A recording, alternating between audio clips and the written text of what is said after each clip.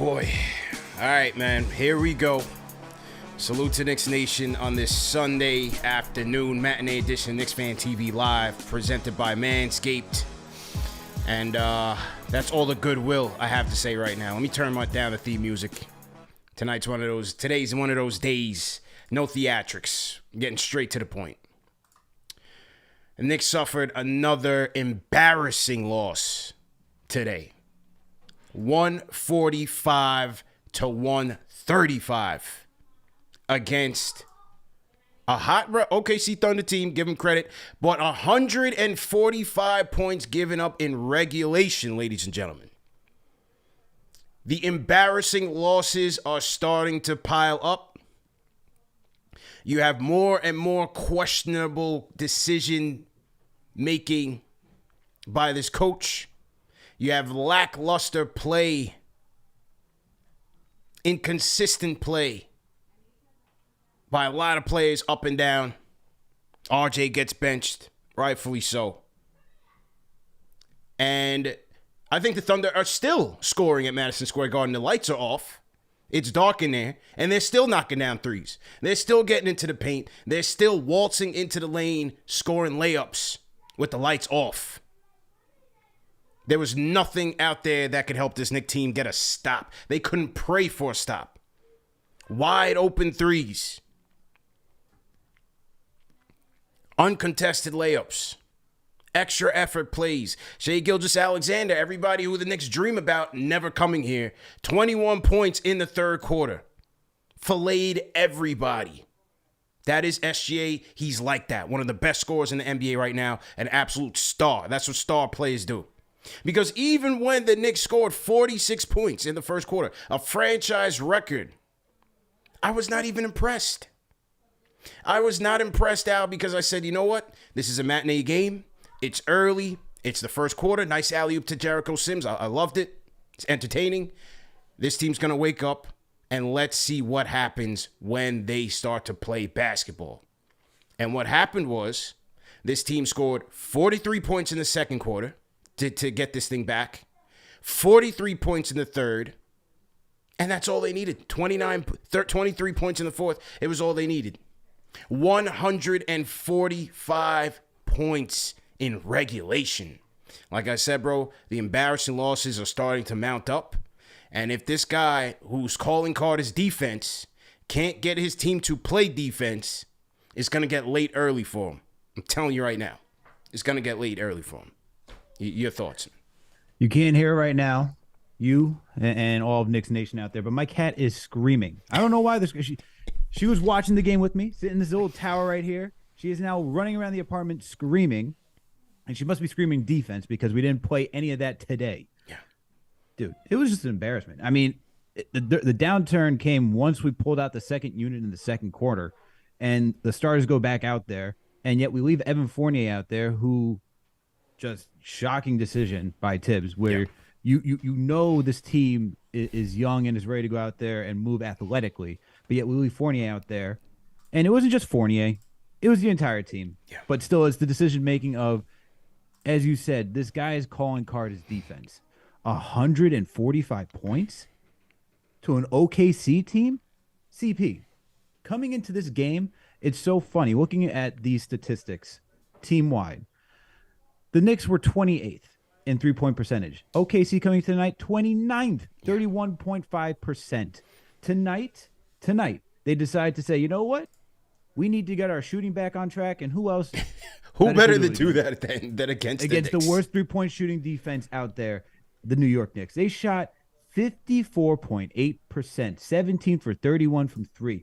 They shot 62.5% in the field. We talk about being able to protect the paint, we know we can't protect the perimeter, but we couldn't even protect the paint. We couldn't do anything. SGA, Lou Dort, you don't even... James Robinson Earl was out here doing work. Got 17 points, man. Every one of those starters on OKC got double digits. Giddey, 24. SGA, 37. Lou Dort, 24. You got Poku. We even have Poku out here. Yeah. Getting some buckets. Poku was getting busy on him. Poku was getting busy on him. And James Robinson Earl. Like, I get the benching of RJ. He was just having an abysmal game. Yeah. But you're telling me in the fourth quarter that we're going to now go with Evan Fournier. We need defense and we need efficient scoring. Yeah. And you're going to bench Jalen Brunson, who's been our most efficient player on this team. We need playmaking. We need scoring. And as much as Quick had it going, yes, he stays out there. Cam Reddish stays out there because he had it going too. We'll talk about Cam in a little bit. Go ahead. Check on Cam's back because he was carrying that team in the third quarter, bro. Yeah, because he was. That's a fact. All right? No one could buy a bucket except for him. And you have him and Quickly out there, but you put Fournier. Fournier's been cold. He's been cold the last couple of games, but you want to go out there. We need defense and we need scoring. Brunson made sense. But hey, we can bench RJ, and I get that, but we're choosing Fournier over Brunson. This is some questionable stuff, and what makes it even funny is that Tibbs actually tried some interesting rotations today, but it's the rotations I would say no. Like where did we get the Obi and Randall stuff? Yep. Right? Did we just throw that out the window today? Yeah. We're not even playing a true center. You could have gone with Obi and Randall. Randall could have handled Poku. Unbelievable. Like what? I don't know. You didn't even try that, because the thing is that Hartenstein, love what he gives us offensively, bro. He cannot defend. He'll give you an effort block. He'll give you an effort rebound. He cannot defend. He can't keep anybody in front of him. His closeouts are slow. He cannot defend. Sims is going to have a little bit of an issue. Yes, we need paint protection. We need rim protection. We miss Mitch badly. But when these guys are playing small, you got Muscala out there. You got Pokuševski out there. You have to get out on your three-point shooters. We didn't even see the Obi and Randall tandem at all today. You didn't even see it. None. And my thing is this. I understand the RJ benching. Accountability. Where's the accountability for Julius, who's probably your worst defender on the team? Where is the accountability? Obi has it going in the fourth quarter. Gives you a spark. They're making their fake comeback. At least humor me for a second on this fake comeback. Entertain me for a second. Sit Randall. You don't bring Randall back in. Leave Obi out there. This is my closing lineup. Again, to entertain me. They always go in these fake comebacks, but make me see something out there. Make me feel good about myself. I'm leaving Quick in there at the 1. I'll leave Brunson on the bench. He can't defend. I'm leaving Quick out there at the 1. I'm bringing in Quentin Grimes, bro. We need stops. We need stops. The message was that Quentin Grimes is situational. Is 8 minutes a game situational? Like, what does situational mean? He played in the second quarter. He played in the third. I mean, I think he was the third he came in. Played in the third. What does situational mean? Evan Fournier should not have sniffed. He didn't come out from the end of the third, and he played the rest of the game. Evan Fournier getting 20 minutes in this game, and Obi only getting 15. When Tibbs goes and looks at the tape, look at the box score. Because that should have never have happened. And nobody who on the coaching staff is telling him, hey, we need stops here, buddy. We need stops. Where's Johnny Bryant?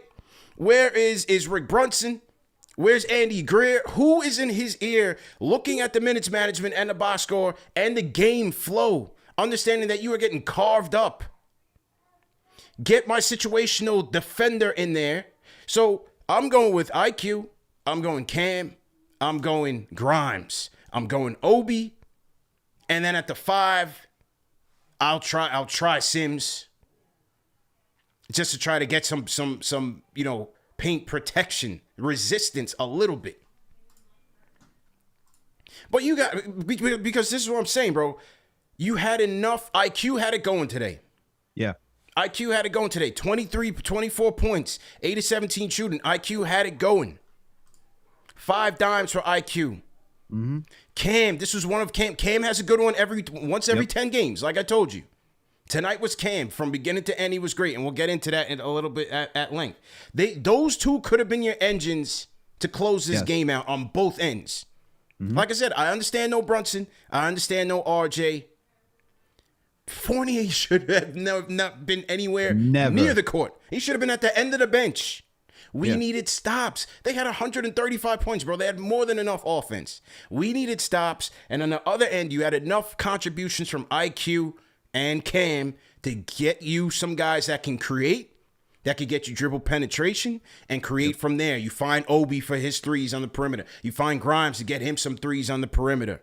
But most importantly, on the other side, you have 3 good perimeter defenders that maybe be able to get you a spark in your fake comeback. Sure. No, that's definitely a good lineup. I'm just thinking for Brunson because you need some more, I would say go more playmaking, but that's a very good lineup too. You can even say outside of Jericho Sims, you can go with Randall. You know, for as much as Randall had some boneheaded plays today, okay, and this is a very mixed bag from Julius Randle. Yes, he got you the points. Yes, he got you the 25 points tonight.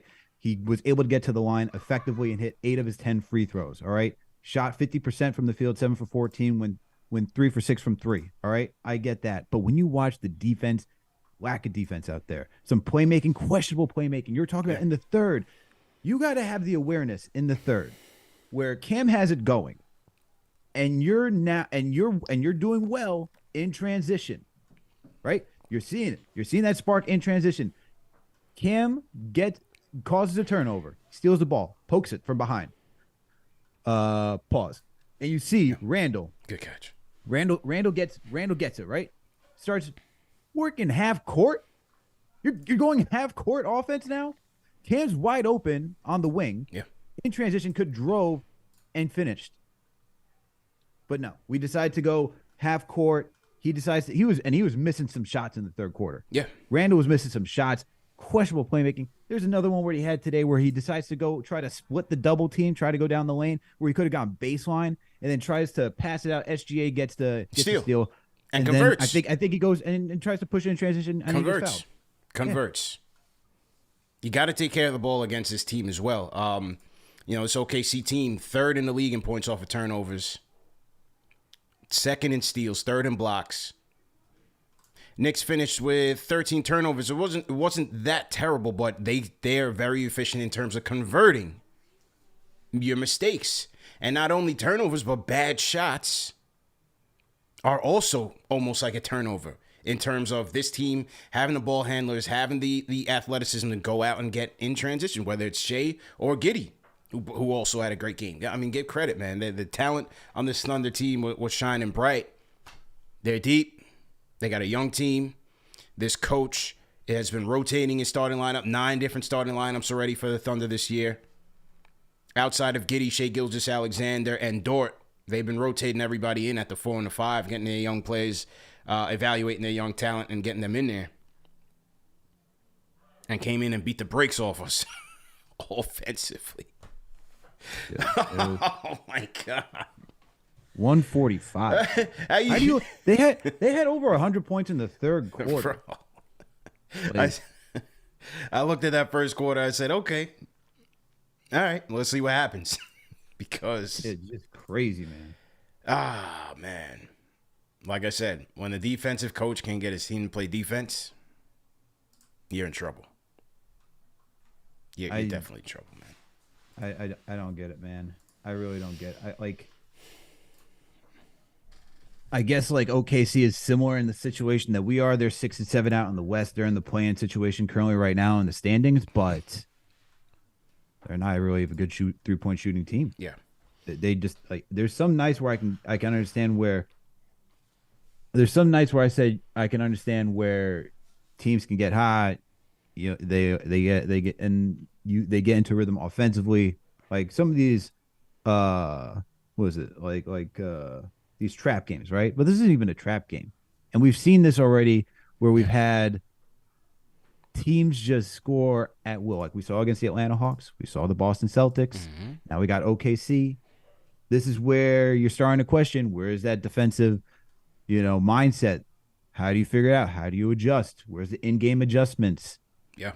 This is starting to, and yeah, we can all look at Tibbs. But I'm also looking at the front office too. This is not, front office doesn't get a pass on this. They do not get a pass on this because you hired this coach and you have to design this roster so that way he can do what he for his schemes. I don't look at everyone on this roster being top defenders. I just don't. You have now at this point, we transitioned from when you first got here, more defensive players to now being a more offensive team. But this is a defensive coach trying to coach an offensive team. This is it's starting not to make sense, man. Yeah. It's just starting not to make sense. Not at all, man.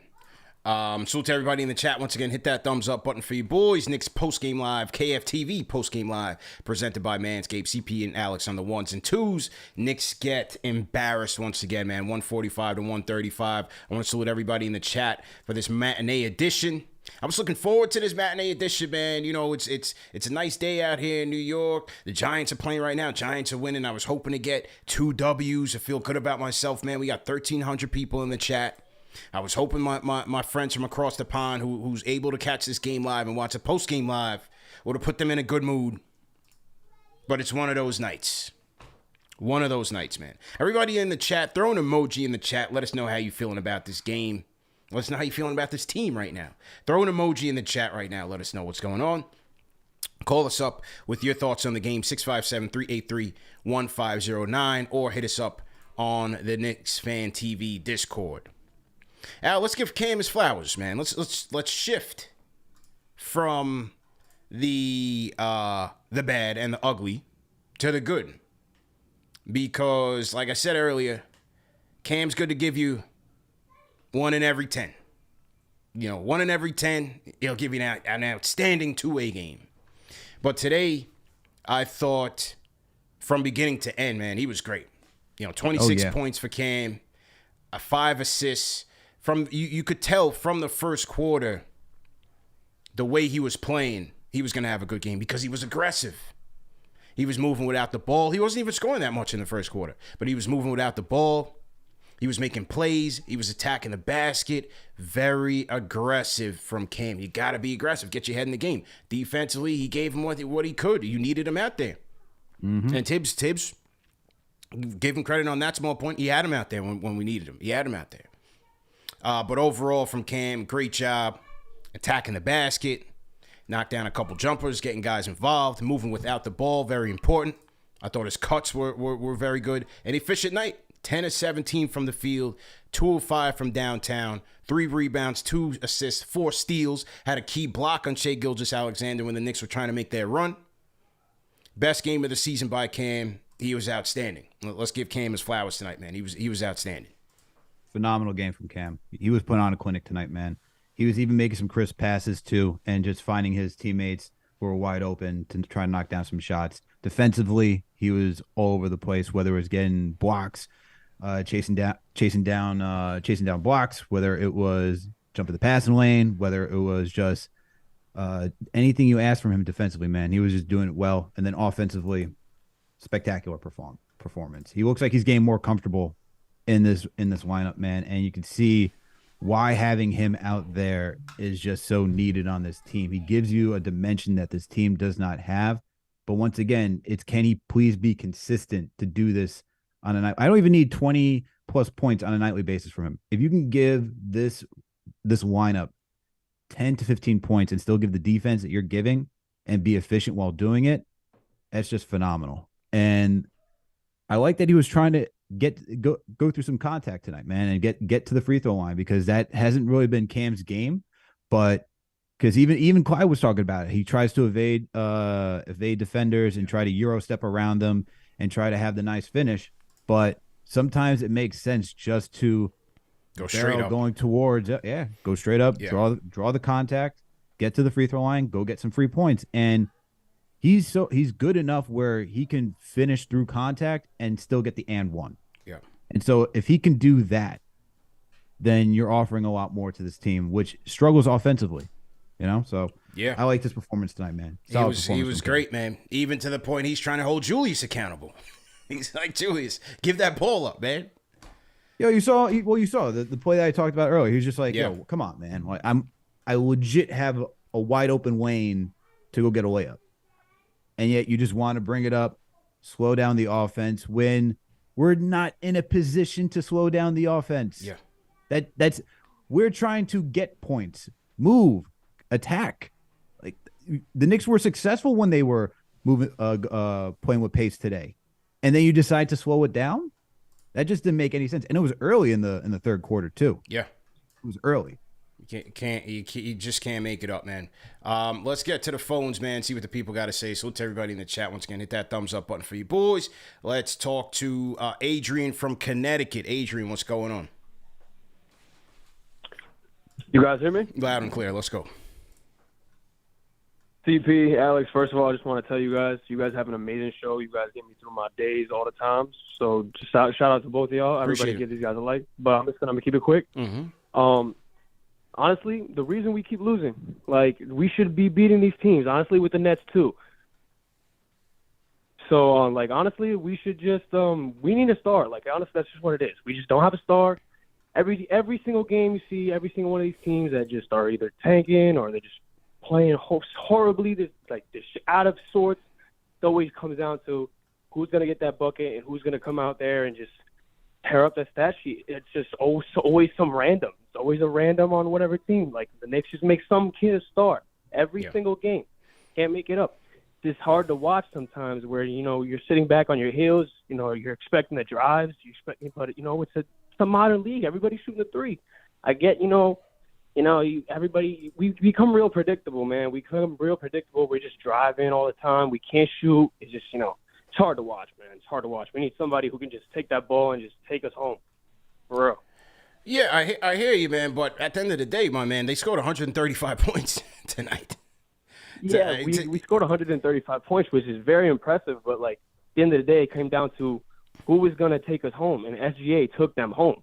SGA just was unstoppable. We just couldn't look. We couldn't do anything. And then when we came down to us on the other end, it was just like, all right, the offense is going to slow down. This is what's going to happen in the playoffs. The offense is going to slow down.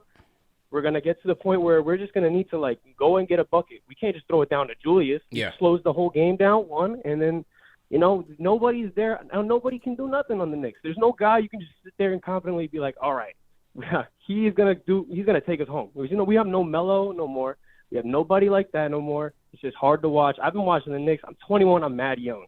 I've been watching them since they've been horrible. I probably had like 2 winning seasons with them.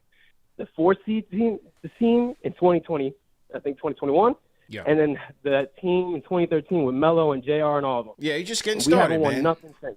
No, you're just getting started, man. It's a lot more. It's a lot more heartache on the way, man. You're just getting started, man. My man just got his feet wet. He's like, I can't take it anymore. Like, my man, you just got here, man. And you see more good days in your short period of time than a lot of people have. Man. They scored 145 points.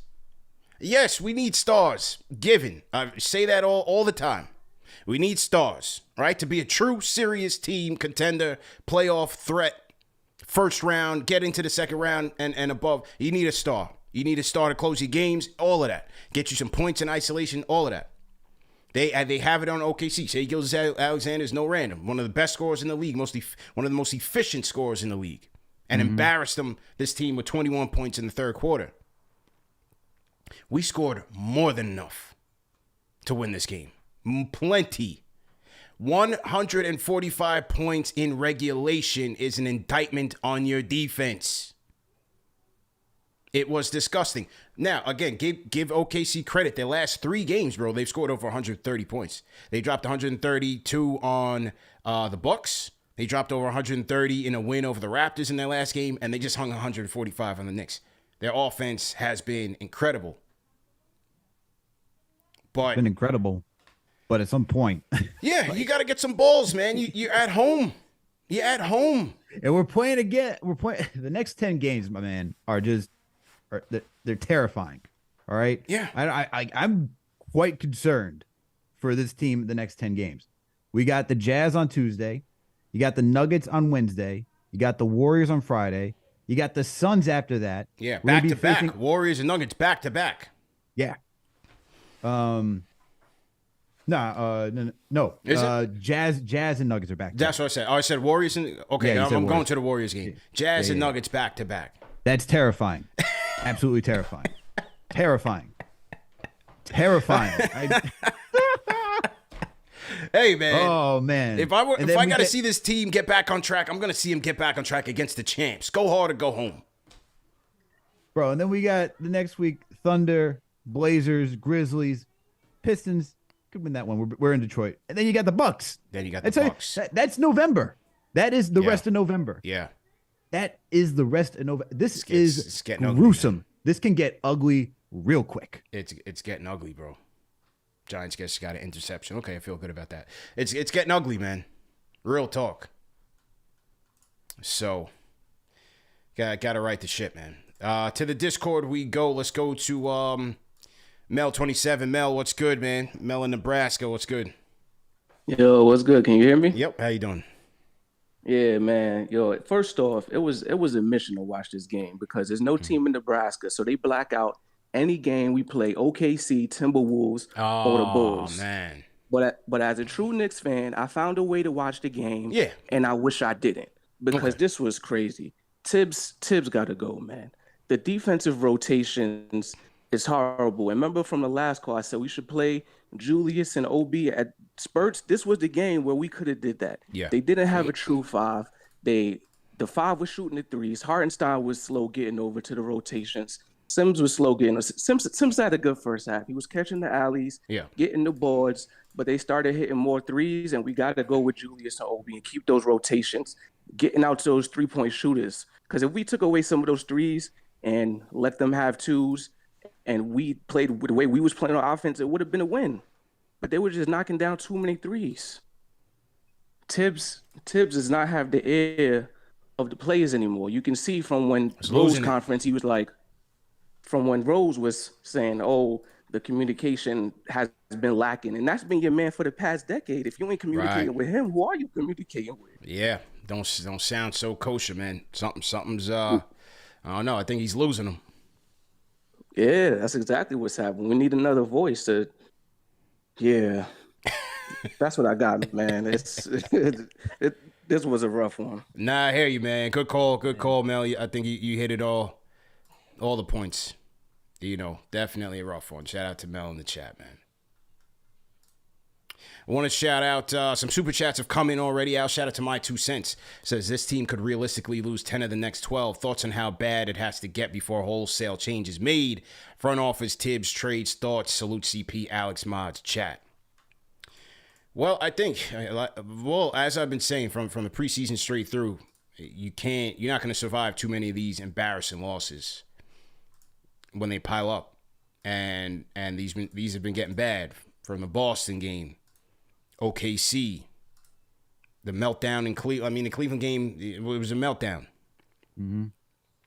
You know, embarrassing losses. You score 85 points against, who they score 85 points against? The Nets? The Nets. The Nets. They got washed by the Nets. A team who's in turmoil by themselves. You're not going to survive 2 more of those. Trades? I mean, what is a trade right now that this team can make that will really help them solidify whatever they're trying to do this year? I guess compete for a play-in spot, playoff spot. What is a trade that they can make? I don't even know at this point. They're locked in at the one.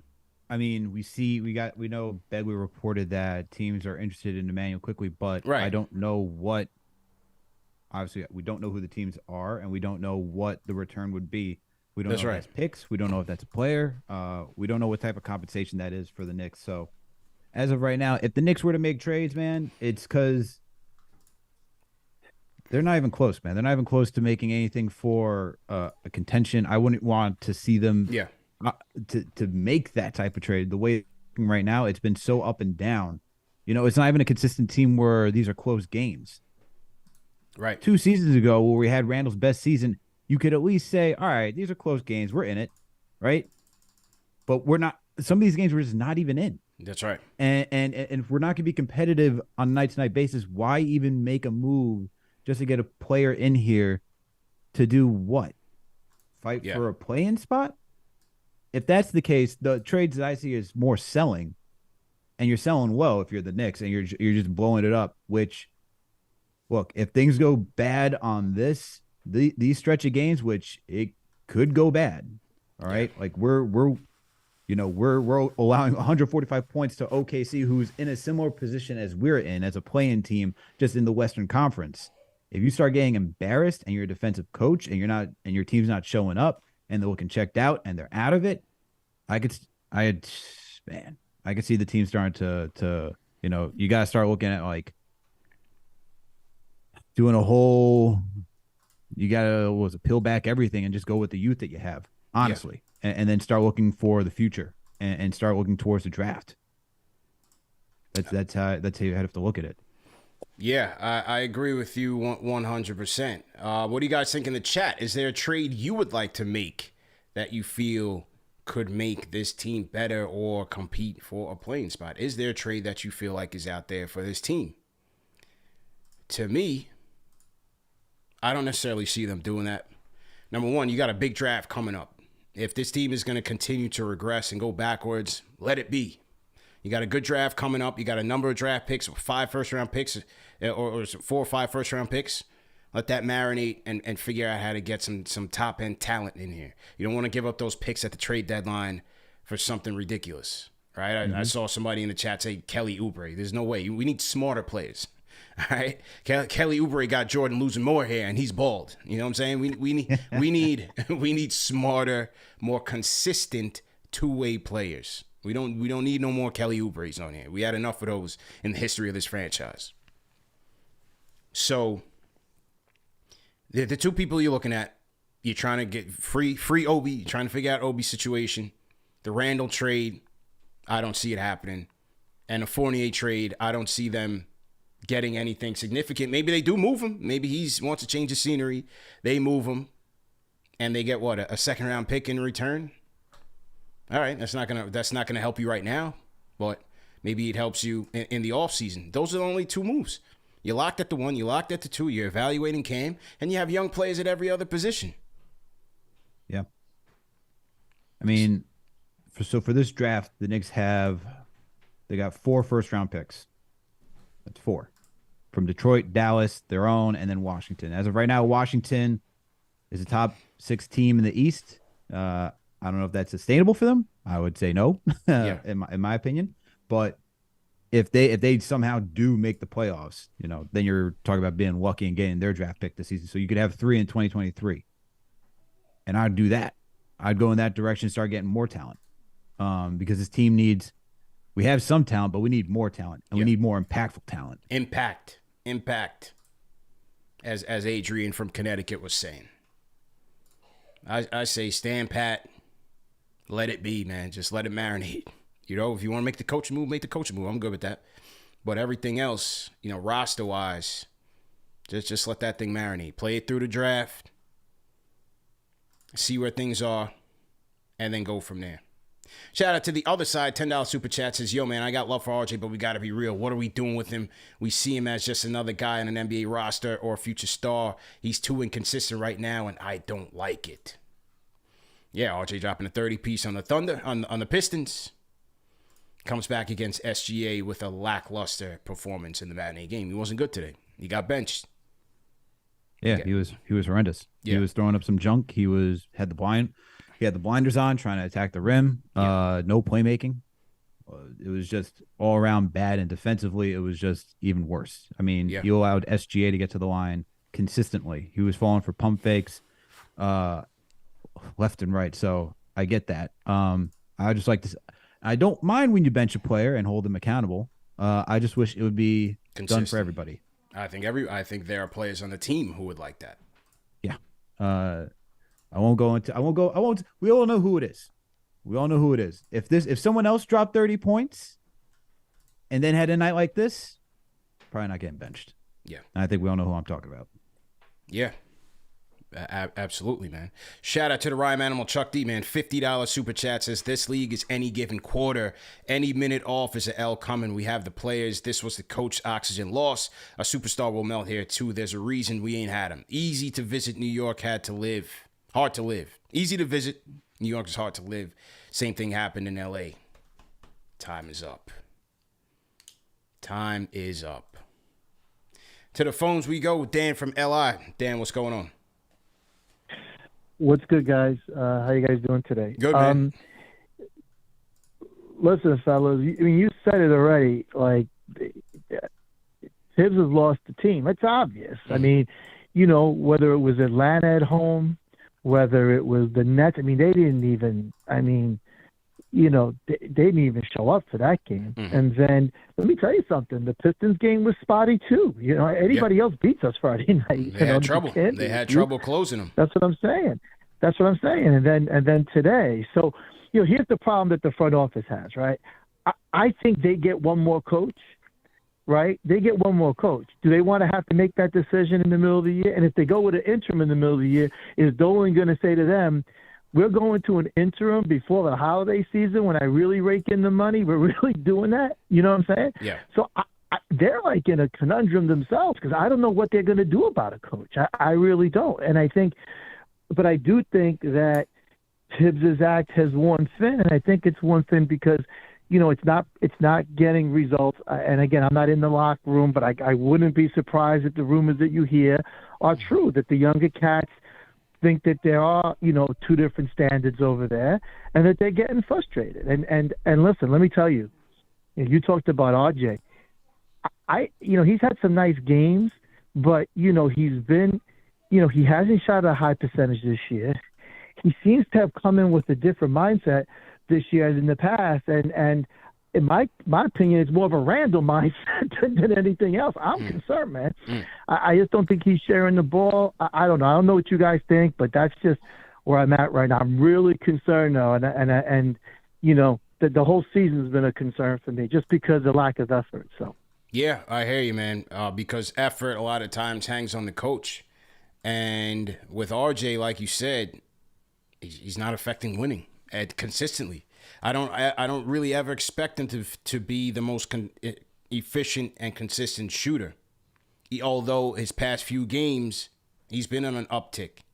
I think he's going to be streaky like that. But you got to make winning plays on other ends, whether it's defense, rebounding, passing. That's how you can survive bad shooting nights and still be a number three in a so-called big three, a number three, a number four. But do you fellas think that this front office gets three coaches?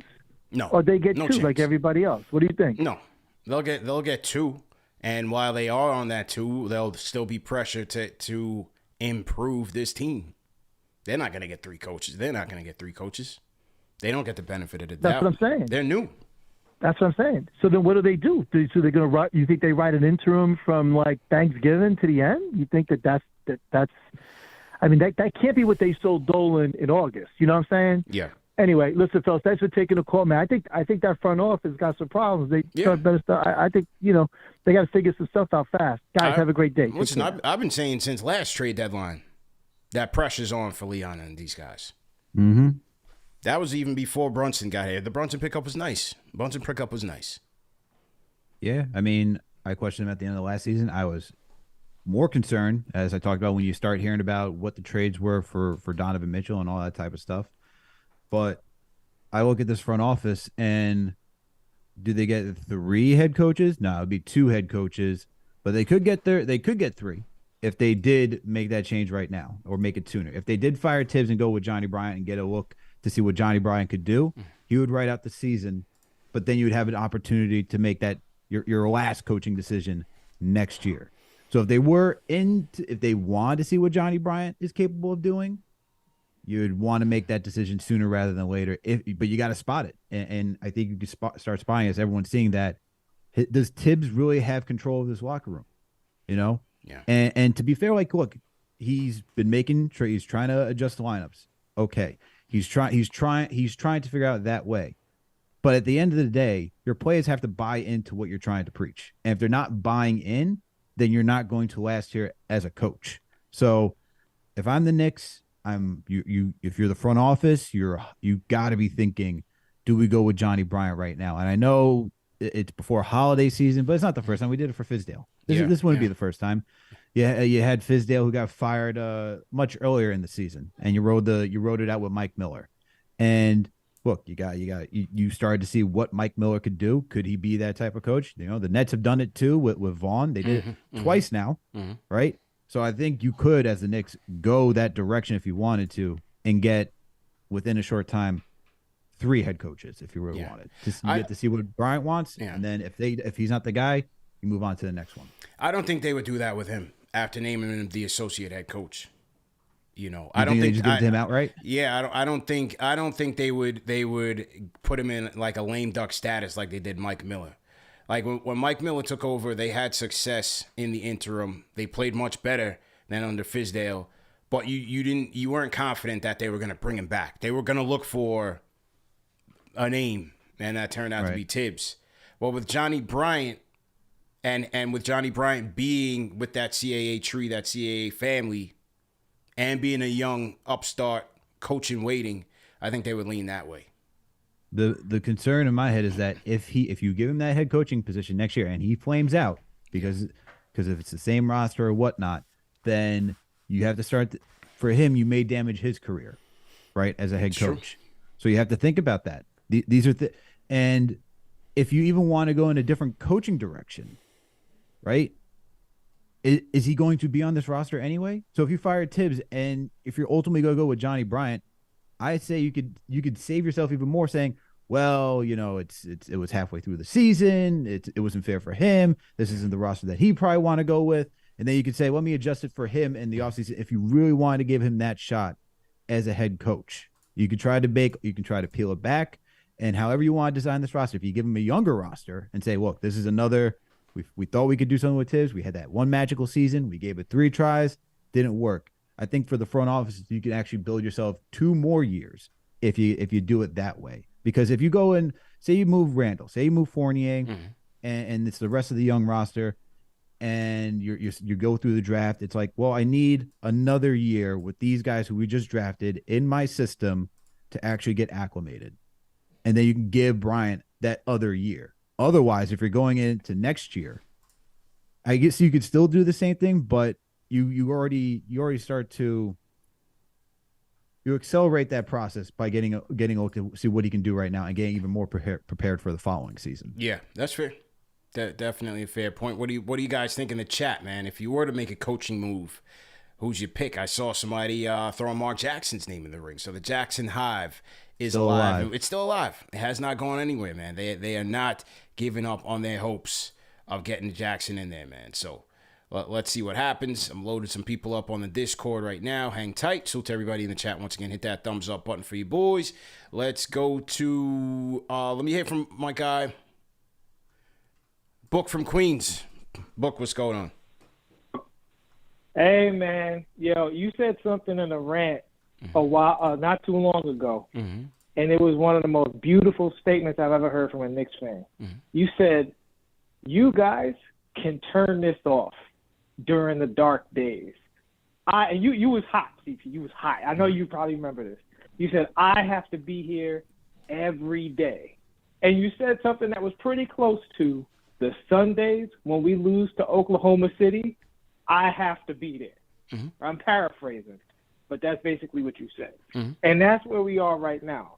And I want everybody in the chat to get their tomatoes out because you are not going to like what I'm going to say. Uh-oh. Here we go. Yeah.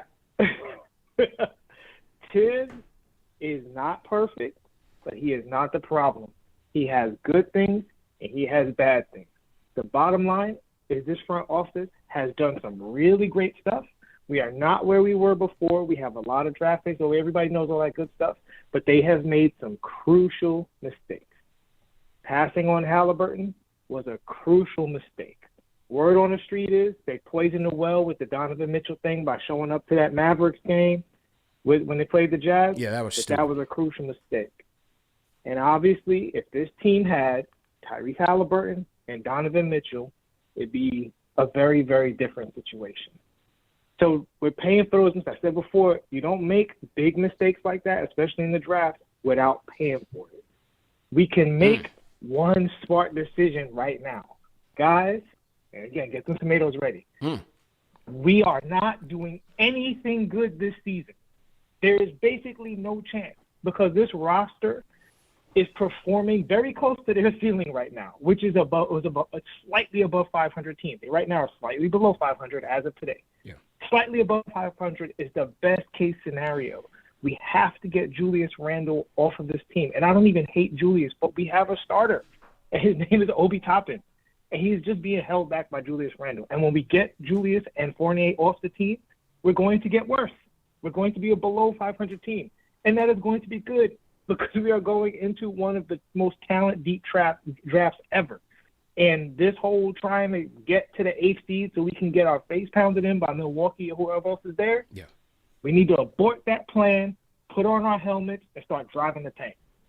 Not even the tank, but just give the ball to our younger players. They play the best that they can, but the realistic outcome of that is that we will be one of the worst teams in the league. Book from Queens with a harsh dose of reality. Rate that call in the chat, man. I'm curious to see what the people think. 1 being trash, 5 being facts. I would like to call to order a vote in the chat on Book's call. I'm seeing some flame emojis. Dead to hype, fire emojis. Russell Whiskey agrees. Frank White 2614. So what he basically said was, should have gotten Halliburton and let the tank commence. Okay. Shout out to Book, man. The Halliburton point was interesting. He just said we had a starter in Obi Toppin, so yeah. was it really a bad selection? The thing is that we never saw Julius Randle having that type of season. No one did. But there's an opportunity cost to that.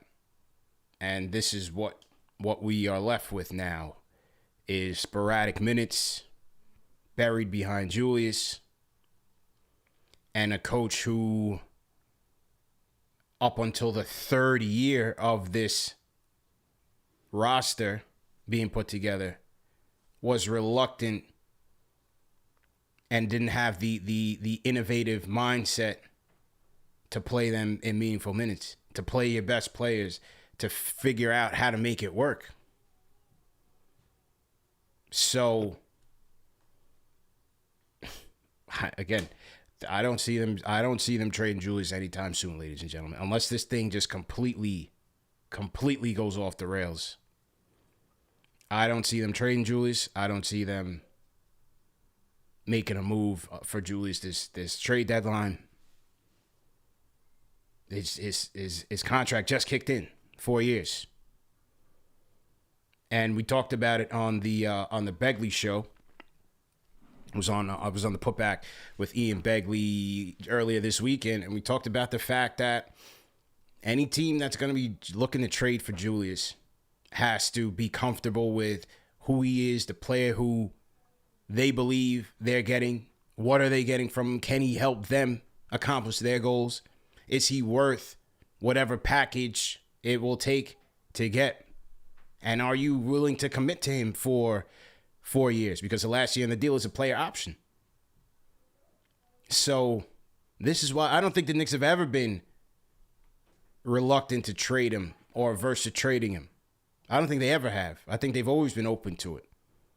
But the market has just never been there where it's worth trading him, or you don't have to attach a draft pick to trade him. So now you're stuck because the opportunity cost to giving them that extension is that you continue to exacerbate the issue with Obi playing behind him. And now you have a game like today where Obi's getting less minutes than Evan Fournier. So it's a management issue, and it's also a coaching issue. Yep. That is the problem. And there has to be a decision made, because while Julius is sitting here on 4 years left, Obi's got 2. He's got this year, and after that, he's a free agent if they don't make a move or make a trade. Mm-hmm. And we had a caller that said a while back, I remember a caller saying, based on the fact that he was a number 8 pick, you really expecting a role player out of that. And so it's okay that he's just a rotational player. I don't agree with that on 2 fronts. Number one, the Knicks are in a serious talent issue. You drafted this kid with the 8th pick on a team that needed talent. They needed better talent. They needed upgrading talent with their starting unit, with their main guys. This wasn't a situation where he's going to a deep team, like an OKC situation, where they can slowly bring a Kuminga and a Moody and those guys off the bench. They can kind of do what they want because they already have their foundation set and they're winning. You needed a talent infusion. You needed more talent on this team. And yes, number 8 picks have been rotational players, but there's been players picked after that that have turned into all-stars or stars. So it's not to say that just because he's number 8 pick that his ceiling is only rotation player and that we're okay with him coming off the bench. And then on top of that, again, you have the coach that's exacerbating the issue. No, those are all good points. And to add on to that, we still do we even really still know what Obi is? Because he doesn't even get enough minutes to see what is possible out there. And we still see Tibbs on certain nights, if he does one thing wrong, if he makes, one turnover, or he gets the quick hook. Like even today, he got a quick hook. Yeah. Made one mistake, had a turnover that Randall would make, by the way, multiple times in any game. And Randall goes, checks back in there, and he allows Randall to play through his problems. And this is where it's hold everyone accountable. Put them on the same playing field, regardless of contract. RJ is getting paid slightly more than Randall and being held accountable for his poor performance tonight. That's one thing. The one thing when it comes to Halliburton, and it's revisionist history because, we should have chosen Halliburton. You could just say we should not have extended Randall. And we can understand why they drafted Obi. College Player of the Year, all the resume proved itself. He was killing it at Dayton that season. You can understand why you draft him at 8. You can also say you understand why Randall got the extension because of how he performed that season. Yeah. But that's why where it's like when we go to Halliburton, it's like, is it a Halliburton issue or are we talking about a Julius Randle issue? Because if Randall doesn't have that season, or if the Knicks just say, you know what, let's just see one more season. Can he replicate this season again on a team option? Then we can know what direction we should move in. But instead, they extended him, and then you bring in Kemba Fournier, and you're trying to get more offense, more playmaking, and then last season backfired. Yep. So that's where it's like, for me, when I hear Halliburton, it's like, we needed anybody, and he was one of the top players. You select him at 8. I don't look at that as the issue. Yeah. And it's just, I don't know, to me, the Halliburton topic, we got a point guard right now. That's why. That's the other thing. It's like things play out differently, but the Halliburton topic, to me, I don't pay too much attention to it. So to everybody in the chat, once again, hit that thumbs up button for you boys. CP and Alex on the 1s and 2s discussing a Knicks 145-135 loss in a matinee edition of the game. Matinee game. Came out. They had a record-breaking first quarter, 46 points. And the Thunder said, yeah, we can drop 40s too. Second, third quarter, dropped 43 apiece. Shai Gilgeous-Alexander started filleting everybody they put in front of him. Josh Giddey playmaking. Poku, all these guys knocking down threes. And that was all she wrote, man. I guess lesson learned is don't draft a Kevin Knox when guys like Shai Gilgeous-Alexander, Mikal Bridges, Michael Porter Jr. are all standing there in front of you waiting to get selected. These things, as I said, opportunity costs. Guy book talked about Donovan Mitchell. Maybe you don't draft a Frank footer instead of an absolute killer. You know what's crazy? These things set you back, man. SGA tonight took 22 shots, and only 3 of them were threes. The rest were inside the paint. Yep. The ability for him to just get downhill and draw contact and finish around the rim is just insane. And an awesome defender, too. Just an awesome defender. He's great, man. He's great. Absolutely incredible talent. No Knicks fans, we have no shot at getting him. What do you think Presti's going to want for Shai Gilgeous-Alexander? You think Presti's some fool? Come on, man. Man. Okay, back to the phones we go. Let's go to Omar from the Bronx. Omar, what's going on? Hey, what's up, fellas? Hey, CP, it's so funny how the universe works, right? Because I was the one who called in who said that about Obi with the rotation player thing. But listen, my point was, CP, that it's with the draft being such a crapshoot and there being so many whips in the top 10, my point was we should be happy that we at least have a rotation player. That was my point. But that's not why I'm calling today. I'm calling to get you guys' feedback on a couple things, right? So, firstly, if your offensive philosophy is get as many good three-pointers as you can, and this is where the league is going, why is your defensive philosophy the opposite of that?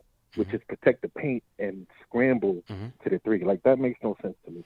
Well, because I'll tell you why. Because there's the Knicks aren't the only team deploying this type of defense. There are several teams in the NBA that play this way. They're playing drop coverage with their bigs. They're trying to take away twos, layups, dunks, and trying to not foul as much. So they have guys, they're clogging the paint, they're trying to keep you out of there, and they were willing to give up lower percentage shots, like deep threes, long mid-range shots, things of that nature. The thing is that teams like the Bucks, who deploy the scheme, the Bucks every year they give up the most threes. The Miami Heat give up a lot of threes. But the thing is that, number one, their interior defense is superb, and also they have guys, they have athleticism, they have versatility, they have the freak in the terms of the Bucks, right?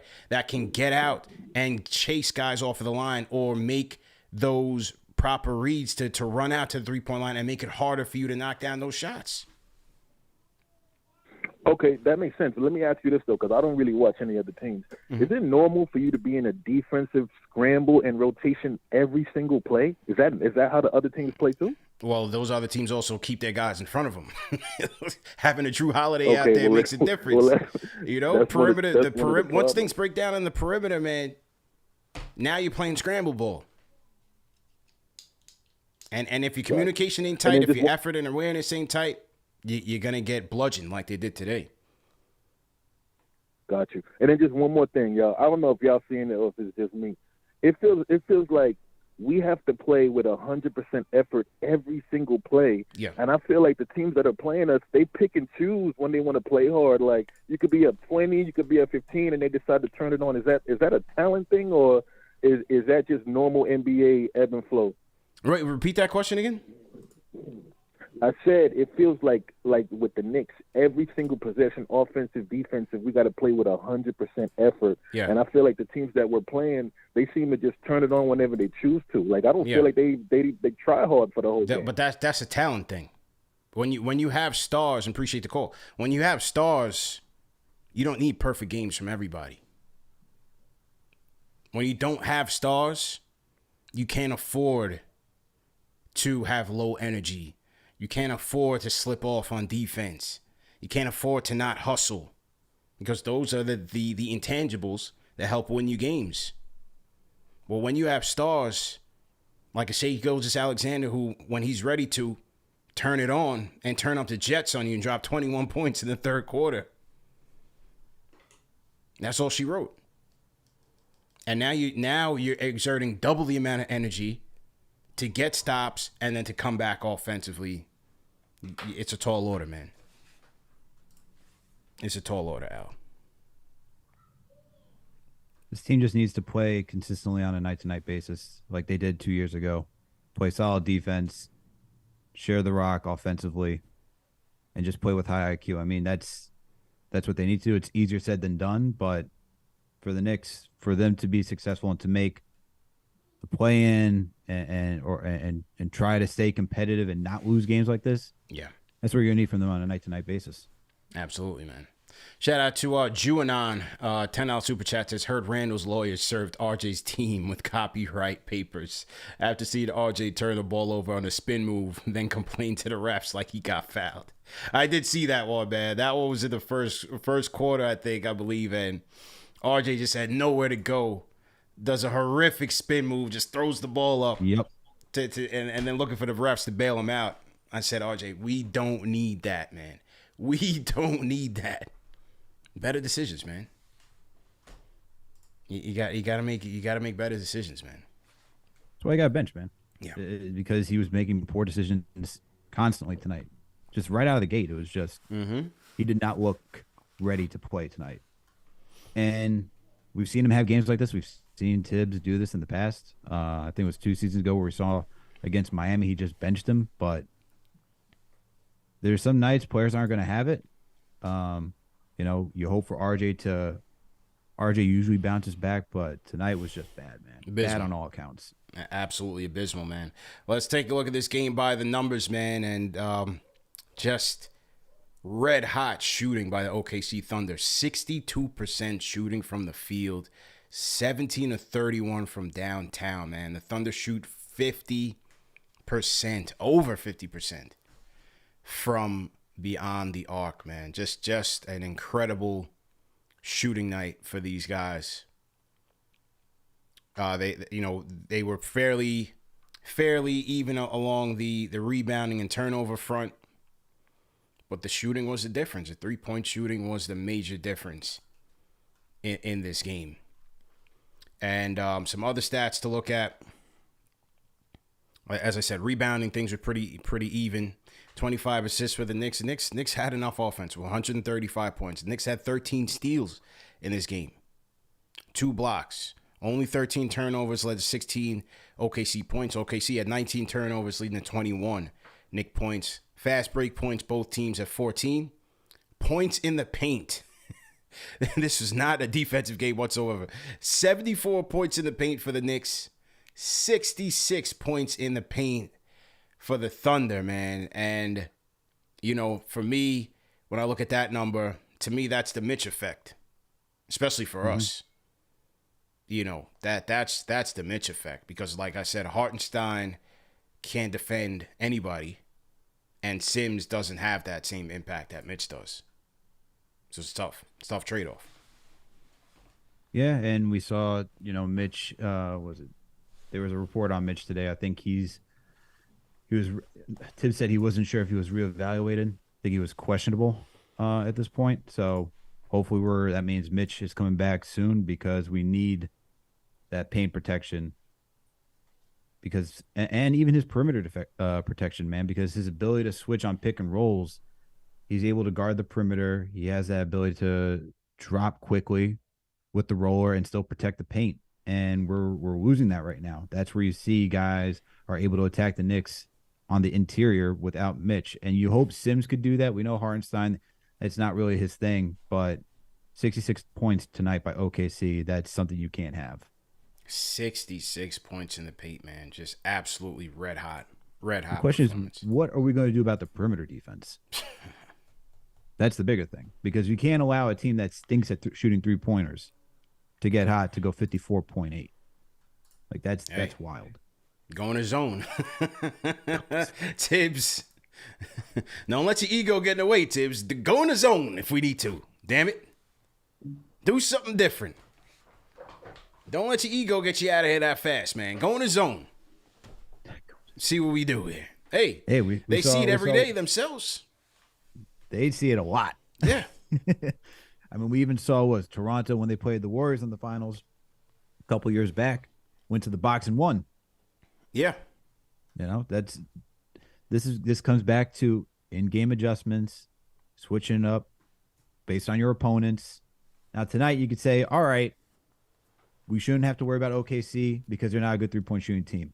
As soon as you start seeing that they are hot from downtown, that's where you got to figure it out and make that adjustment. Because like my guy D-Night77 in chat said, Cam can't guard everyone. Hello. You know what I'm saying? He can't guard SGA, Giddey, Trey Man, all these guys at once. We got to stop the bleeding. Another one of those, man. Another one of those. Obooyaka on the Discord. Obooyaka. Let's go. Hey, CP, Alex, what's up, man? Thanks for having me here. How you feeling, bro? I'm feeling good. Thanks, man. Just got to get it off my chest, man. Look, man, we have a coach whose entire reputation is built on defense and effort, coaching a team that plays zero defense and shows zero effort. Yep. So, what is he doing here, right? A coach whose treatment of Obi is disrespectful at this point. His treatment of IQ, his treatment of Grimes, disrespectful. A coach who has the untouchable Quentin Grimes healthy on the bench, watching Evan Fournier give you nothing for 20 minutes. That was crazy, man. What was Evan Fournier doing out there in crunch time? Not even that. He played the entire fourth and was in with 2 minutes left in the third. So you got old legs out there, a non-defender out there, and a guy whose offense you don't need. What is he doing out there? I don't get it. With Tibbs, it's an ego thing, man. Honest to God, it's an ego thing. When he makes a decision, that's it. And he's not gonna go back on it. It's an ego thing. He can't fathom playing Obi and Randall together against a team with no bigs on the floor. but he routinely gets a pass because like we need to treat him like he's a baby and we got to take away his toys. Like he's not a grown man who can make logical decisions on the court. It's crazy. He runs the same two like actions on offense, the same defense. He runs the same defensive scheme every single game from the beginning to the end of the game, just praying that opponents miss open threes in a 3-point shooting league. Like it just makes no sense. Like bottom line, the team is a below average team that needs to reckon with the fact that they are below average from top down to the bottom to the coach, to the players. Like they continue to behave like a team that is better than below average, and that delusion just needs to end. Fire the coach, clear the logjam out, move on. That's it for me. Obooyaka in the Discord, spitting fire, man. Rate that call in the chat. 1 to 5, 1 being trash, 5 being facts. It's a 5-star call, man. It's a good call. Absolutely good call. Knicks Nation, couple of announcements real quick, man. Salute to everybody in the chat once again. Hit that thumbs up button for you boys. If you guys are new in the chat, man, we welcome everybody to KFTV Postgame Live. CP the franchise here. We got Alex Rotaro Stratocaster on the other side. If you guys are new in the chat, type in hashtag new and we will shout you guys out. Number one show for the fans by the fans. Do me 2 quick favors. Hit that like button, hit the thumbs up button right now, and share this video. Share it out there. Share this on Twitter right now. That would keep us going a long way. We appreciate everybody for donating super chats. But for those of you that don't have the resources, those are the things that you can do to help us every day. Hit the like button, hit the thumbs up button, subscribe, and share this video. Also want to let you guys know that this show is presented by Manscaped, fellas. Go ahead and go get that Lawnmower 4.0. It's a life-changing, man. Good stocking stuffer, no pun intended, pause, for the holidays, man. Holiday season is coming around, man, so go get that for yourself. Tell your lady to go get that for you, man. Lawnmower 4.0 from Manscaped. It's a great device.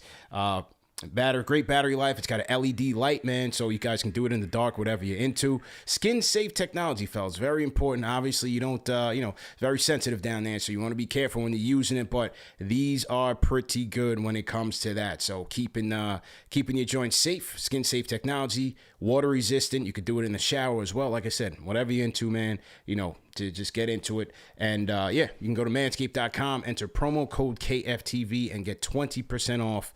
Plus free shipping. Okay, looks like the Giants are going to get a W out, so I'm 1 for 1 for today. I'm not all the way tight. I let it all out early after this Knick loss, but Giants getting back into the swing of things. I know the Jets are off. Giants going 6-2, 7-2 on the campaign, trying to keep pace with the Eagles and the Cowboys, man. At least New York football is up and running. Whether you're a Jets, Giants, or a Bills fan. Yeah. At least they're playing well. Absolutely, man. Another announcement I want to make. I did speak on it earlier, but yes, the boy CP the franchise is headed out west. I'm going to San Francisco, and I will be at the Chase Center when the Knicks take on the world champion Golden State Warriors. And for the Knicks fans in the Bay Area, in the San Francisco area, we're going to do a meetup at 4:30 p.m. Pacific time at Mission Rock Resort. This is right by the Chase Center. Nice seafood restaurant. We'll do a happy hour there at 4:30. Meet up with everybody. Game starts at 7.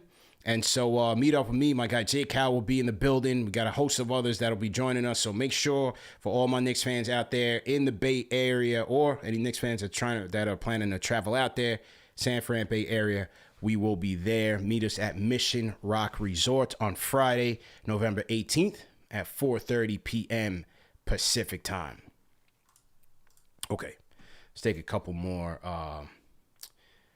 Let's take a couple more calls, and wrap it up. Oh, I gotta get to my guy. Man. Let's go. Tom from Huntington in the building. Tom, how you feeling? Gentlemen, excellent work.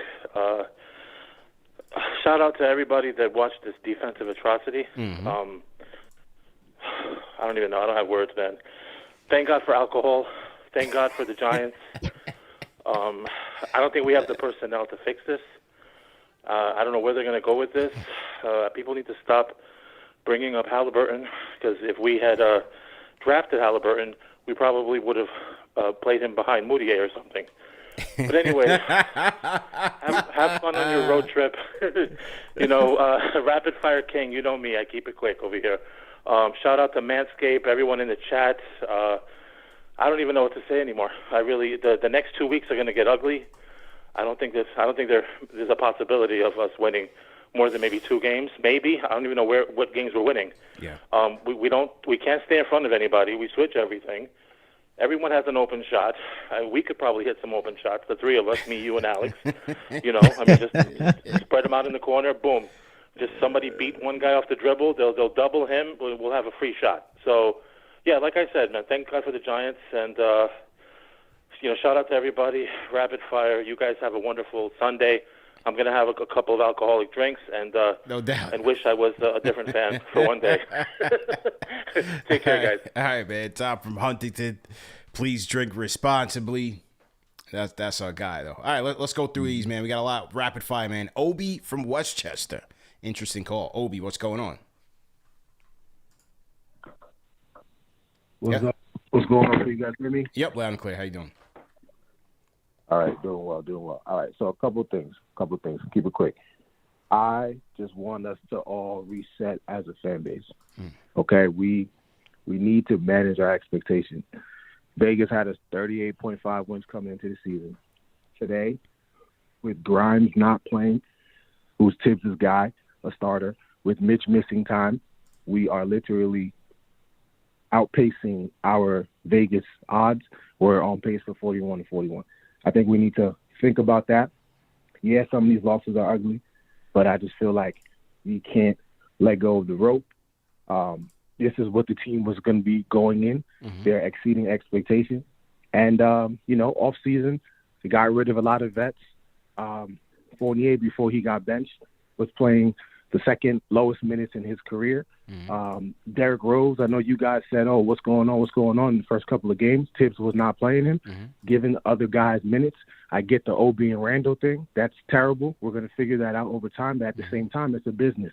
And if we want Randall off the team and Obi to be, propelled into that starter's position, we need Randall to be functional and show that he's functional, right? So other teams can pick him up. We get something for him as well as Fournier, offload those assets. And now we have a team of guys who are under 28 all running up and down the court and doing cool things. So all I'm saying is last year we were terrible. We took a step forward in terms of youth, in terms of direction, in terms of minutes, all that stuff for the young guys. Cam's playing, he's starting. We did all that stuff, and we're still on pace to exceed expectations from last year and exceed expectations going into this year. So all I'm saying is this isn't new. The team is flawed, but we are in a good position. And as long as Julius can keep his head focused, keep meditating before games and doing all what he's doing, and we're able to get him and Fournier off the roster, trade deadline around that time period, then we can retool and see what's happening and go full youth. But I just feel like we're outpacing expectations, even with the disaster that's happened in the first 15 games in terms of some blowout losses and some terrible losses. We're exceeding expectations. Okay. So that's all I have to say. All right. So Obi from Westchester has a positive spin on this. I'd like to present this call to the good people of the chat for a vote. Please rate this call. 1 being trash, 5 being facts. How do you feel about that? Everybody came out with the pitchforks earlier. How are you feeling about this call? And does he have a point? What do you think, Al? Does he have a point? I think there's some valid points in there. I mean, where you say, yes, we did peel back from a lot of veterans. Noel, Burks, Kemba, so forth. I get that. I get that we're still technically on pace to beat the 38.5 Vegas odds. This team we came in here, I've always said this team was going to win 42 wins, barely above a 500 team.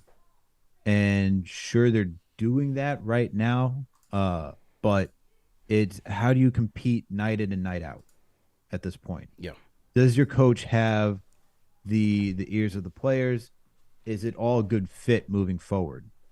And we're still trying to figure that out. But I would say that's the biggest concern, is that we're losing these games in this manner when you have a coach who's a defensive specialist. He's supposed to be defensive minded. He's supposed to be able to figure out how to have his players 110% prepared every night in. That was what we were sold. A guy who is over prepared for every game. You'll get some good defensive schemes coming out of there.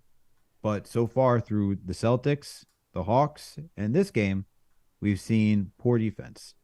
Even against the Nets, too, we've seen some poor defense.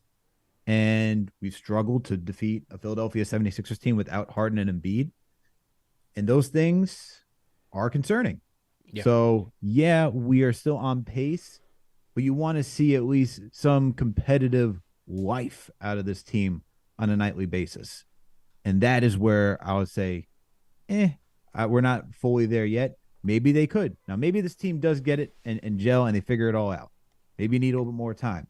And I agree that we need Quentin Grimes back, and we need Mitchell Robinson back. But there's also a next man up mentality that we got to have as well. So you drafted these players in the event that if someone goes down, someone can step in. That's how you constructed this roster. And it has to play like that as well. There's some good points, but I also disagree that we should be like okay with what we're seeing as an on-court product. That's my point. That's my point as well. And look, my win total was 41. I thought this was going to be a 500 team, which was 4 or 5 games better than what they were last year. What they went 36 or 37 last year. I think it was 37, 36 or 37, around that ballpark. It's just the quality of these losses. I mean, here it is. You scored 135 points at home. Everything was clicking for you. Defensively, it's effort, and he said, "Let go of the rope." We let go of the rope as fans. This team is letting go of the rope on the coach. You're already in game. What is it? 12, 13? Yep. And you have suffered numerous embarrassing losses. Usually they sprinkle it out across the season. You get your 6, 7, 8. All right, that one wasn't it. But you spread it out. Now it's starting to be a bit more consistent. And to me, that seems like an issue. You talk about the Rose comment. I'm in no man's land. And by the way, he started the game out. He played well early in the game. Mm-hmm. Yeah, he did. For some reason, in the third quarter, he found himself guarding Shai Gilgeous-Alexander, but I'm not the coach. You had the Brunson comment after the Pistons game, which was very interesting, when he spoke about playing together. We got to stick together, stick together, stick together. I threw my tinfoil hat, my tinfoil kufi on, and I felt like, is there a little bit of dissension going on in the locker room? I don't know,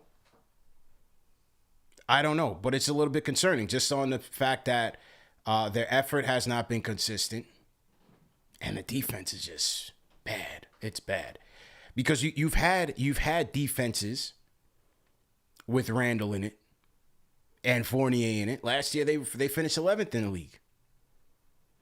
Year before that, you had Bullock, who was more versatile at the wing. In the outlier year, they were 4th. So it's not that it can't be done. I think part of it is effort, and Tibbs has to figure out how to tweak that scheme. And that's where you start looking at this team, and when it comes back to defensively, that's the concern.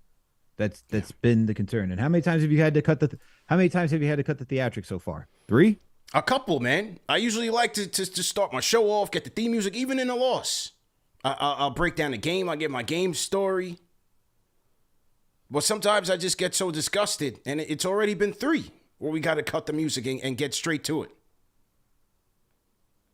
Usually they're a little far. Like every team has these terrible losses. Every team. Yeah. Doesn't matter. Even the best ones have terrible losses. But when you're this team and you're trying to compete, you can't let go of the rope. You don't have that luxury. Everyone's got to be on point. And that comes down to a talent issue, that comes down to a coaching issue, and that comes down to a front office issue. It's at all 3 levels because the front office has to help the coach design the team that's going to help him win games. And then the coach has to make sure he's able to hold his players accountable and that they all fit his system. Right. And then the players got to play. So, just disaster all the way around. Let's switch the tone up. Let me see some people in the chat, some new people in the chat. I see Jose. Jose, we're going to get to Jose. Let me get to... Somebody had a trade comment. I think he's gone. Hold on. So to everybody in the chat, once again, hit that thumbs up button for you boys. Okay, the trade guy left. Somebody wanted to talk trades about Randall and Fournier. There's a caller from Canada. Which guy's a caller from Canada? JRich. Let's go up north to the 6, man. JRich. JRich. How you doing, fellas? Good. How we doing? Pretty good. I'm actually on the border of Detroit, so I've been following the Knicks for 30 years and worked for the Pistons for a little bit. Okay. Just wanted to call in today with the disgust.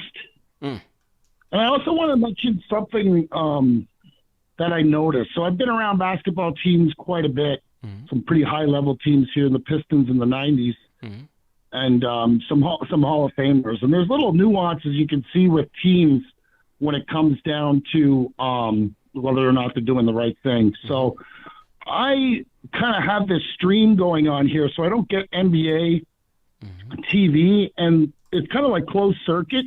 It goes away, and it doesn't cut to commercials, so you see what's going on. During the Milwaukee game, I saw Julius Randle out on the floor dancing with the dance team of the Milwaukee team during a timeout. I think it was like late second quarter, and it's like, after this 145-point night tonight, that kind of effort makes me sick to my stomach. Yeah. Okay. All right. So little nuances like... I appreciate the call, man. Let me go to Nate from Rochester on the Discord. Yeah, Gabriel? Yeah, how you feeling? I didn't know where to go with that one, man. Bro, He's saying he saw Julius shaking it with the Bucks. I don't know, maybe, but there are feeds like that have continuous bench action. I can't confirm. I don't know anything about that, man. So I don't I'm not so sure. But appreciate the call, JRich. Definitely call back sometime. Nate, how you feeling? I'm all right. I think Alex highlighted it with this team. Our front office isn't in sync with the coach. The players aren't buying into the coach. If you're looking at it from that angle, like really the only logical option is just to tear it all down. Like nothing like with this team works in synergy with each other. Like we have a defensive coach who has like maybe 3 good defenders on the team. Like we have Mitch, we have Cam, and then Quentin Grimes, but Grimes has been injured. Everybody else, they're either like Quickly is okay. RJ gets beat on back cuts a lot. And there's just so many like different issues that like when you put the team together, it just doesn't mix well. Yeah. So it's like, like what are we supposed to do with a team that lacks talent? They can't play defense, and they're not buying into the coach. There's nowhere to go. Like I'm looking at Cam Whitmore. I'm looking at Derek Whitehead, one of the Thompson twins. Like we have to look to the draft. We have to look forward. It's just I don't want to say this team's hopeless, but there's nothing to look forward to. Yeah. Like Obi gets more minutes. Is that going to fix the lack of playmaking on the team? Is that going to fix, like when Mitch is out, like the lack of rim protection, getting at the shooters? It just doesn't work. So that's all I really got. It's hard to like analyze the team when there's just nothing there. I hear that. Rate that call in the chat, man. What do you think about Nate's points, man? What do you think about Nate's points? Rate that call in the chat. 1 being trash, 5 being facts. Let's hear from Ari. Ari, let me unmute Ari. Ari, let's go. Rapid fire. Let's go. Hey, what up, guys? Salute to y'all. Man, it's been so interesting because over the 3 years I've been saying the same thing the entire single time, right? I knew the Randall thing was a crazy idea to do that. And the goal goes down to, trying to win now when we're prematurely. And I think it's embarrassing, man. I think it's embarrassing. I think the front office has no excuse anymore. They have to blow this up. They have to. So they had the 4 seed. They needed more playmaking, to what Alex said. So they justified the signings of Fournier and Kemba.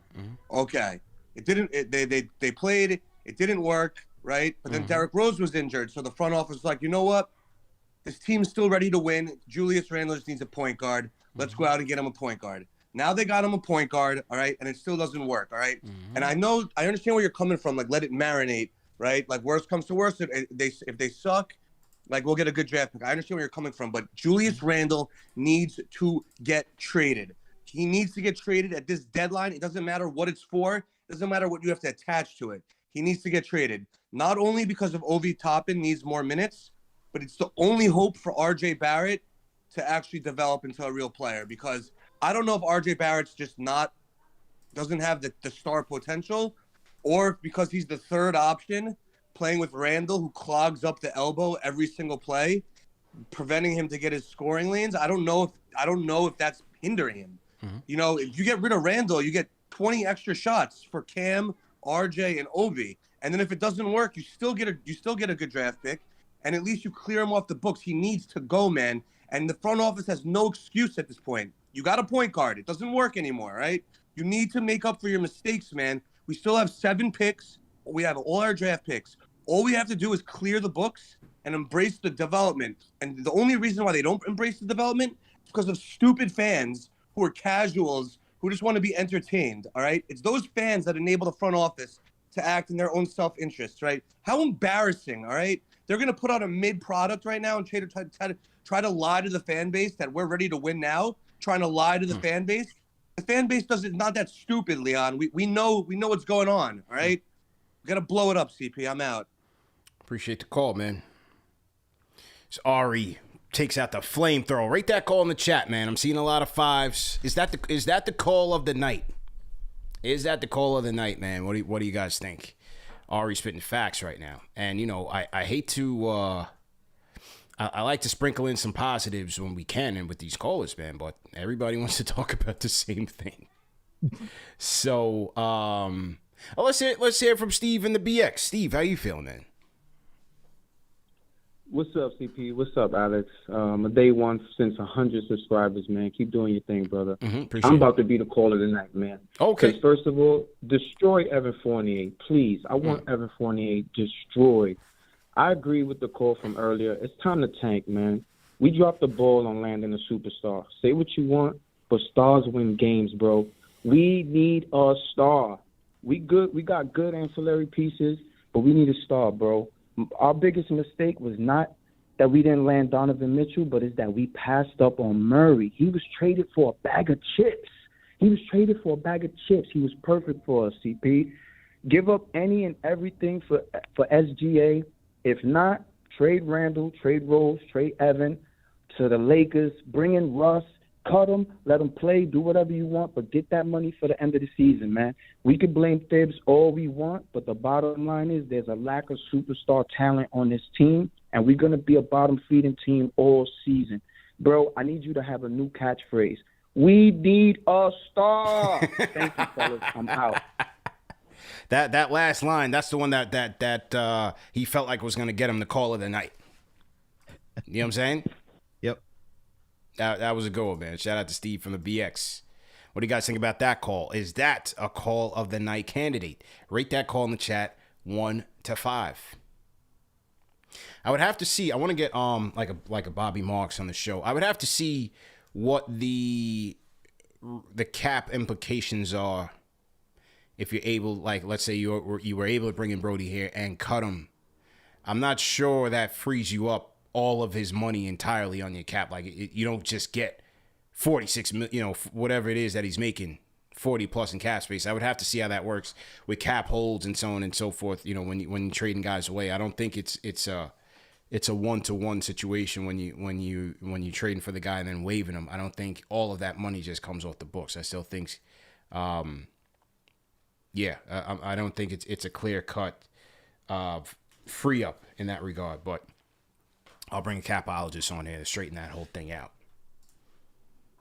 Yeah, I'm not sure how that works. I'm pretty sure that you do keep most of the money on the books. I think you'd have to clear waivers and someone would have to pick them up. I'm not sure. I'm not sure. I was reading that a while back, but I'm not 100% sure. But I'm pretty. I think you're right where all that money doesn't get cleared from the Knicks. Okay. But the thing is, like, you could keep them and you bench them and then roll it out that way if you want to do it too. Yeah, man. All right, man. Let's wrap this thing up. Jose from Puerto Rico. Let's go. Jose, what's going on? Hey, what's up, CP? Great job at the putback. I thought that was an excellent segment. Appreciate it. I need James Dolan to call Leon Rose to drop the harmonica and pick up the phone and tell him get rid of Leon Rose before he does something stupid with all this draft capital, and we got to tear it down. All your callers were awesome tonight, but everybody's got to go. Obi's a street baller. I hear everybody talking about he ain't no NBA player. Everybody's got to go, and they need to do it quick before Leon Rose does something stupid with all this draft capital. We need a real president, a real GM. That's it. I think that's the first time I've done rapid fire. Here you go. Rapid fire, give me Jose. kudos for that. Yeah. Take it easy. I like Bye-bye. that, man. Appreciate the call. Jose going rapid fire and with a flamethrower himself. He snuck that one in there on the Obi Hive, man. Obi Hive, y'all got to clap back. What are you guys thinking about this? First off, he said get rid of Leon Rose before he does something stupid. Now that I wouldn't necessarily think is a bad idea. But then he said Obi's not the guy, man. Called him a street baller. Yeah, why'd Obi catch a stray in that? I thought Obi was doing all right today. He just didn't get minutes. I thought he's been fine this season. Yeah. Especially as a backup role. He's been one of the more efficient role players off the bench. He said put down the harmonica. Taking shots at JD and the straight shots. Jose leaves no one spared ever. Rate that call in the chat, man. 1 to 5. 1 to 5. He says, take it out of Leon's hands and give it to somebody who knows what they're doing. And that was one of the calls, and Jose mentioned the putback with Ian Begley. I was on there earlier this week, and we had, his name was Joel Abelson. Yeah, he was spitting some fire, man. He was spitting fire, bro. You could tell he was really trying to go in, but like he was a former employee. Mm-hmm. I don't know his exact role with the Knicks regime. He had worked on the previous regimes. I think he's been a basketball coach, and maybe he was on some player development role, but he was with Phil, he was with Steve Mills, and I think he said he was with Leon for a second, right? Or Yeah, I don't think remember. He said for the first year that I think Randall was there. I think he said Right. Or maybe He even was- Tibbs, or maybe even Tibbs. Right. So that might have still been Mills. I don't know, but he was there with them, and he had a point where he said, the thing is, Dolan is hiring all the wrong people. Phil was a terrible, desperate, headline-grabbing move. He had no experience as a president of basketball operations. Every time we wanted to get Phil, it was as the coach, not the president of basketball operations. Now, when we did get him, I think by and large, the reaction was positive. Because, for sure. Because even though he didn't have experience, you look at him, he's a Zen master, he's smart, he should know what he's doing, blah, blah, blah, blah, blah. He should be able to evaluate talent or bring some people that could. And then he goes and gets you a Frank. Then he gets you a Frankfurter in the draft. But don't get me wrong. They didn't mortgage the future, things of that nature, but it just wasn't good. Mills, disaster. I think what Joel said was Mills was the most incompetent executive the Knicks have ever had. Good guy, as many would say, good guy, but not fit for that role. And that was Dolan's right-hand man. That was who he was committed to. And now you have Leon Rose. No experience. Bringing in a wall parent. They've drafted well based on where they've selected. Whether you want to debate the Obi Halliburton thing, they have drafted well based on where they were. Right? They wanted Maxey, couldn't get Maxey. They got quickly, mixed bag. I thought Grimes was a good pick where he was. I think they've scouted fairly well based on where they picked up. Keels to me wasn't a good pick. He's not a good player. He doesn't have a future with the team. So it's been a mix. Whiffed on trade. Like I don't want to go through the whole history, but I think he has a point in that we have to question at this point whether do we have faith in this regime to get things going right now. They haven't made a franchise setback move yet. But do we have faith in them that they could build something competitive and sustainable for years to come? And that's still a question mark. Yeah, and look, I question what they're doing right now as we watch it unfold. The things you could say, you point out, yes, they've drafted well. They've been able to accumulate a lot of draft picks, something that the Knicks haven't been known for, which is accumulating a lot of draft picks. They've managed the books well for the most part. Some questionable contracts to how they're aging. Yeah. But it hasn't been horrendous as we've seen as Knicks fans over the years. It's middling, man. I think there've been a middling front office. I think they're trying to have their cake and eat it too, which is have young player development while still trying to be competitive and not really leaning in a direction. I think when you are front office, you have to come in knowing the direction you want to go, right? You have to have what's the word? You have to have, it's not only goals, but the vision's got to be clear. So I'll throw it to the Jets because I've watched. I'm a big Jets fan. But watching Joe Douglas and how he's been operating, I can tell you that Joe Douglas will not go spend in free agency. He's not that type of GM. He wants to build through the draft, and he's been holding true to that process every single year. He will not go out and, as I call it, set the market, right? Or as I should say, we call it over at my podcast, Knicks, etc. We call it. He will not set the market. He will not go out and overspend, which has been Jets history, and go say we're going to spend top dollar to go get Trumaine Johnson and bring him in. He's just not going to do that, and you see it time and time again, and it's played out very well for the Jets so far, where you see this young up and coming talent. He's been able to make around the margin moves, not mortgage the future, been able to trade well. And that's what we need to see from this Knicks organization is that can you hold true to a vision that you want? And Joe Douglas, when he came in here, said, we're going to build young. We're going to build young and we're going to get the right free agents to mix in with the youth that we're trying to build. I don't necessarily see that from Leon Rose. When I look at the starters, yes, most of them are young. Most of them have been here prior to his tenure. But the guys that he's drafted haven't started yet. You have Obi Toppin, not a starter. Emmanuel Quickly, not a starter. Yeah. Quentin Grimes, not a starter yet. You know, maybe he would have been at the beginning of the season if he was healthy, but not a starter yet. Jericho Sims, not a starter. All right. Miles McBride, not a starter. All these guys are on the bench. When I look at other organizations and when they draft somebody, they want them starting, especially if they're a top draft pick. Yeah. So you could say, it's okay for Obi to be a role player. And yeah, it could be, but he has to be starting. He has to be starting. He has not drafted anyone that is in the starting rotation yet. Like I said, Grimes could have been different. He could have entered there because Tibbs loves Grimes. But we have not seen it yet. Instead, we've seen questionable free agent signings, but it's a mixed bag right now with the front office. I don't think they're terrible. I don't think they'd make – I won't say – let me take it.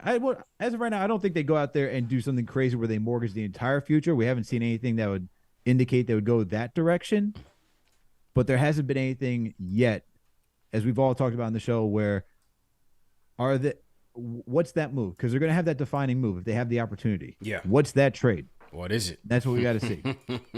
What is it, man? I thought you made great points, and it's a great point to close on. Great show, Al. Great show. All the mods, everybody in the chat.